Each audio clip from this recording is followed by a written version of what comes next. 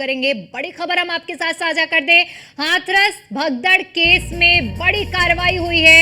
SIT जांच की report में सूरजपाल साकार हरि को क्लीन चिट दी गई है। ये बड़ी बात सामने आ रही है।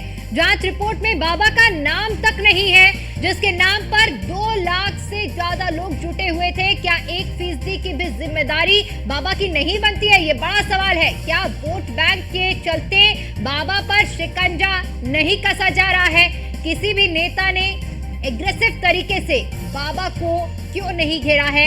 ये तमाम बड़े सवाल हैं और इन सवाल के जवाब अब तक सामने नहीं आ पाए हैं, क्योंकि इस पूरे मामले को लेकर जो जांच हो रही है, जांच के दायरे में अधिकारी आ रहे हैं, आयोजक आ रहे हैं, लेकिन बाबा को क्लीन चिट दी जा रही है। एसआईटी जांच की रिपोर्ट में सूरजपाल साकार हरि को क्लीन चिट दी गई है। जांच रिपोर्ट में बाबा का नाम तक दर्ज नहीं है और ऐसे में बड़ा सवाल यह है कि जिसके नाम पर 2 लाख लोग जुटे हैं, क्या 1% भी जिम्मेदारी बाबा की नहीं है? क्या वोट बैंक के चलते बाबा पर शिकंजा नहीं कसा जा रहा है? और क्या बड़ी वजह है कि जिस वजह से किसी भी नेता ने एग्रेसिव तरीके से बाबा को नहीं घेरा है, बाबा को लेकर कोई भी बयान अब तक सामने नहीं आया है। 120 से ज्यादा लोगों की मौत के जिम्मेदार जो भी है, ऐसे में जांच लगातार जारी है, लेकिन जिसकी वजह से ये भीड़ इकट्ठी हुई थी, जिसको सुनने के लिए बड़ी संख्या में लोग वहां पर पहुंचे थे, क्या उसको क्लीन चिट देना सही है? ये तमाम बड़े सवाल न्यूज़ 1 इंडिया के हैं और इस पूरे मामले में अब तक कोई भी बड़ा एक्शन नहीं किया जा रहा है। क्लीन चिट साफ तौर पर देती हुई एसआईटी भी नजर आई है। किसी भी नेता की ओर से अब तक बाबा को लेकर एग्रेसिव तरीके से बयान नहीं दिया गया है, ना ही कोई कार्रवाई की बात, ना ही बाबा को घेरा गया है।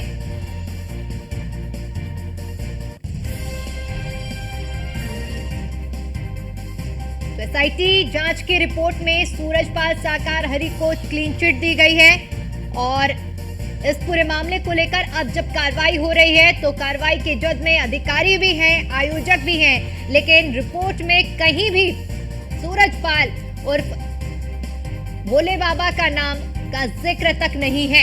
ऐसे में बड़े सवाल यही है कि क्या ऐसी वजह है कि बाबा के नाम से इतना गुरेज किया जा रहा है, बाबा के नाम को इतना दूर रखा जा रहा है?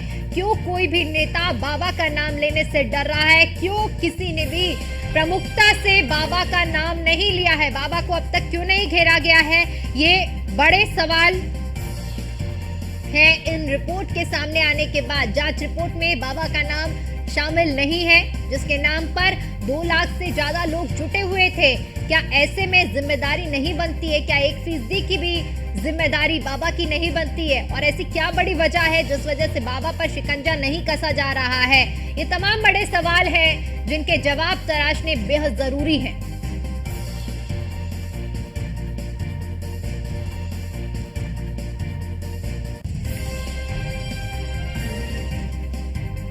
एक बार फिर से अपने सहयोगी पीयूष का रुख करेंगे। पीयूष, देखिए जिस तरह से एसआईटी रिपोर्ट तैयार हुई है और इस एसआईटी रिपोर्ट में साफ तौर पर देखने को मिला है कि अधिकारियों पर रडार थमता हुआ नजर आ रहा है, आयोजकों पर निशाना साधते हुए नजर आ रहा है, लेकिन बाबा को साफ तौर पर क्लीन चिट दी जा रही है। ऐसी क्या बड़ी वजह है कि बाबा को, जिसकी वजह से 2 लाख से ज्यादा लोग वहां पर जुटे थे, उन पर एक भी सवाल नहीं उठ रहे? बिल्कुल, सबसे बड़ी बात है कि कहीं ना कहीं बाबा को लेकर सॉफ्ट कॉर्नर लगातार आपने देखा कि तमाम नेताओं का रहा। और सबसे बड़ी बात है कि अगर जिम्मेदारी जो है वो आयोजकों की है तो निश्चित रूप से आयोजकों की जिम्मेदारी जो है वो बाबा की थी और ऐसे में बाबा पर भी तमाम तरीके के सवाल उठ रहे हैं। लेकिन चाहे वो बाबा के वकील हो, चाहे वो तमाम नेताओं के भी बयान आपने सुने होंगे खासतौर पर, तो एक तरीके से सॉफ्ट कॉर्नर इस बाबा पर रहा है।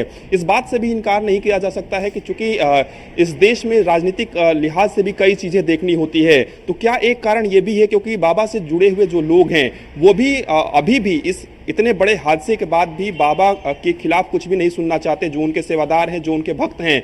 और खासतौर पे कई बयान भी इस तरीके के निकलकर सामने आए हैं।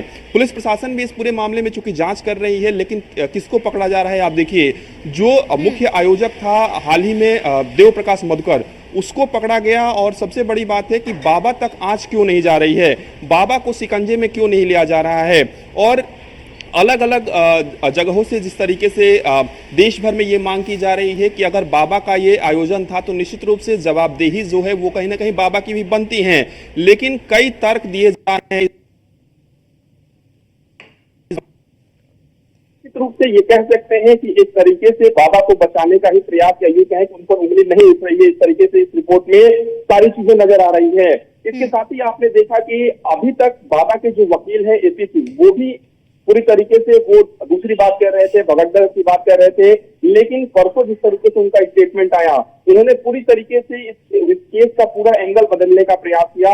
एपी सिंह ने ये कहा कि 10-15 से 16 लोग जो हैं वो अपने हाथों में जहरीली स्प्रे लेकर पहुंचे हुए थे और उसके बाद उन्होंने इस तरीके से छिड़काव किया। वो बिल्कुल पीयूष, ये तो जांच का विषय है। इसके अगर इस मामले में अगर देखा जाए, क्योंकि 2 लाख से ज्यादा लोगों की भीड़ इकट्ठी हुई थी बाबा को सुनने के लिए, और ऐसे में जब इस तरह की भगदड़ मचती है, 120 से ज्यादा जाने जाती हैं, तो उसका जिम्मेदार आखिर कौन है? बाबा पर भी सवाल खड़े होने चाहिए, लेकिन एक सॉफ्ट कॉर्नर साफ तौर पर बाबा को लेकर भी देखने को मिल रहा है।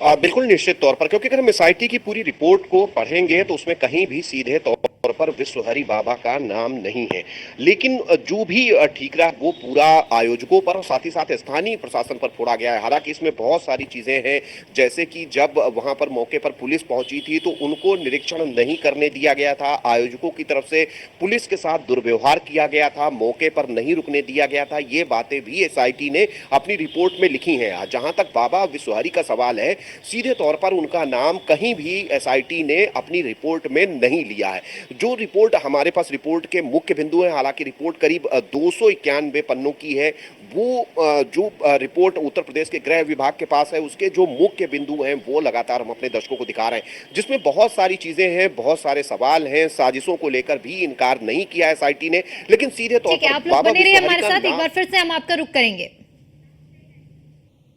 और इसी के साथ यहाँ पर रुकते एक छोटे से ब्रेक के लिए, ब्रेक के उस पार खबरों का सिलसिला यूं ही जारी रहेगा।